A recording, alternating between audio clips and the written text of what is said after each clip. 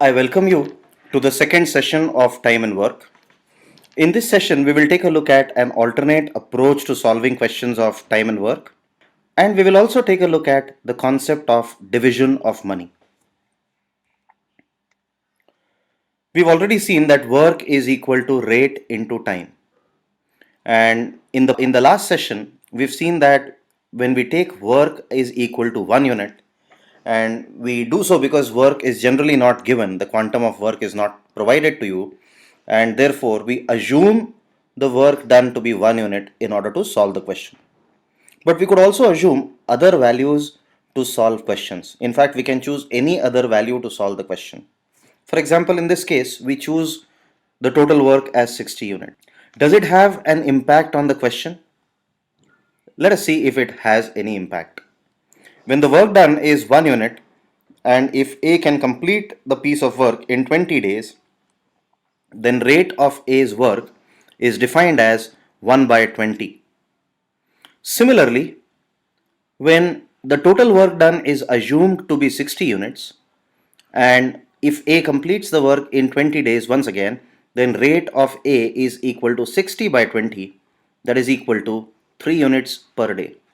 And you would observe that 3 units per day divided by the total work 60 units will also yield the same fraction 1 by 20.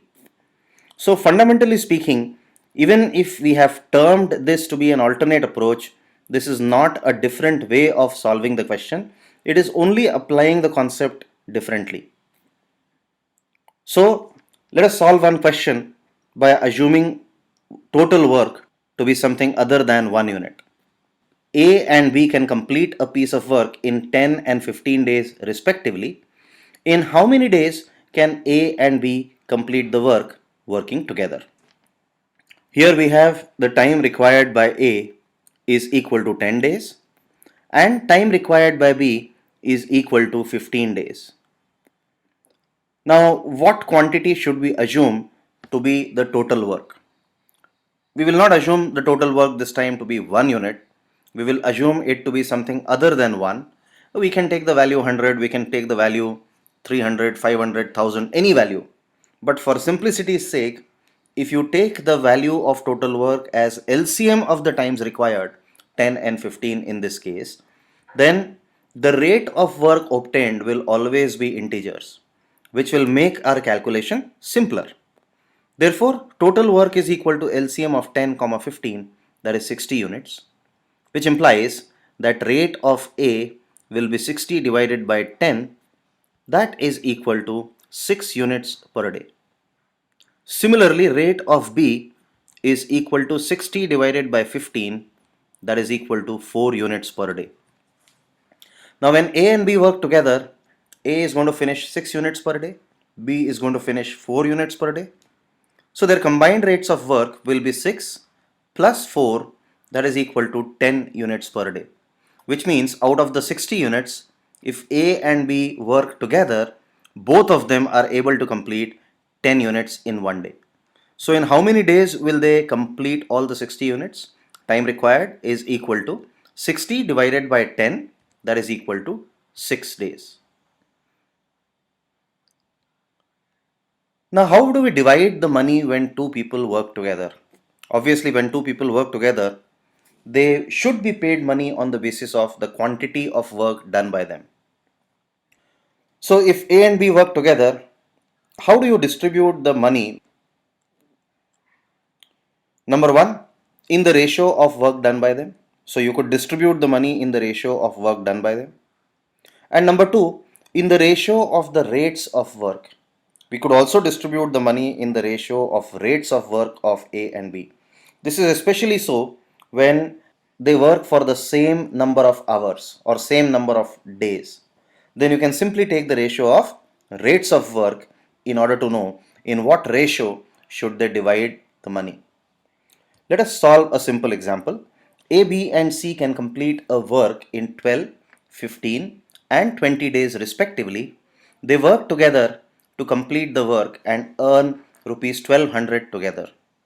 How much money should be paid to A?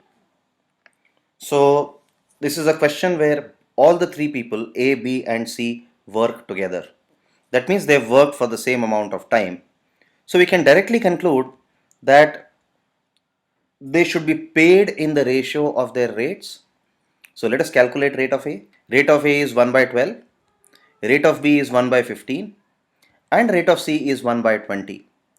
So this money should be divided in the ratio of 1 by 12 as to 1 by 15 as to 1 by 20. So on simplifying this ratio, just multiply by 60 to simplify this ratio. You get 5 is to 4 is to 3 as the ratio in which A, B and C should divide their money. So A's share should be 5 divided by 12th fraction of the money earned, that is 1200 rupees, which is equal to 500 rupee. So in this case we saw that because the three people ABC worked together for the same number of hours, we divided the money in the ratio of their rates of work. Let us see one more example. So A can complete a piece of work in 12 days and B can complete the work in 20 days. A works for 3 days and then B joins him. The rest of the work is finished by A and B working together.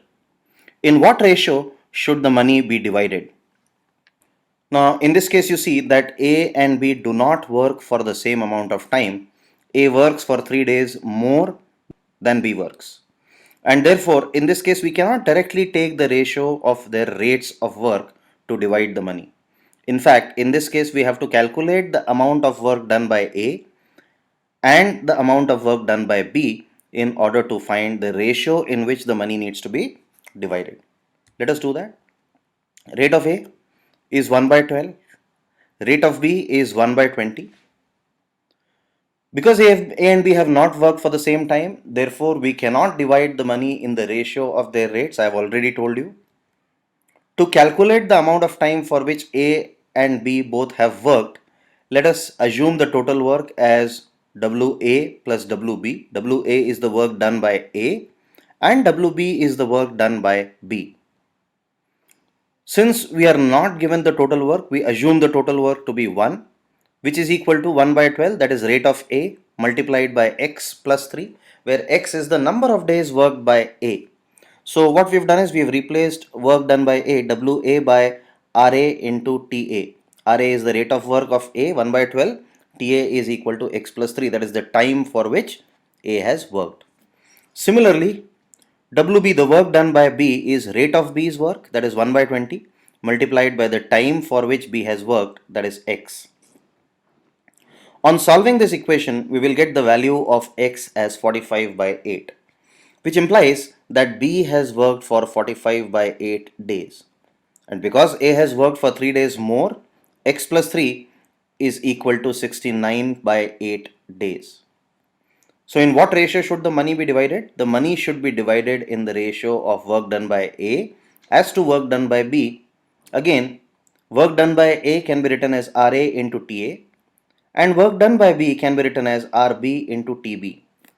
So RA into TA is 1 by 12 into the time worked by A, that is 69 by 8, as to RB into TB, that is 1 by 20, into the time for which B has worked, that is 45 by 8.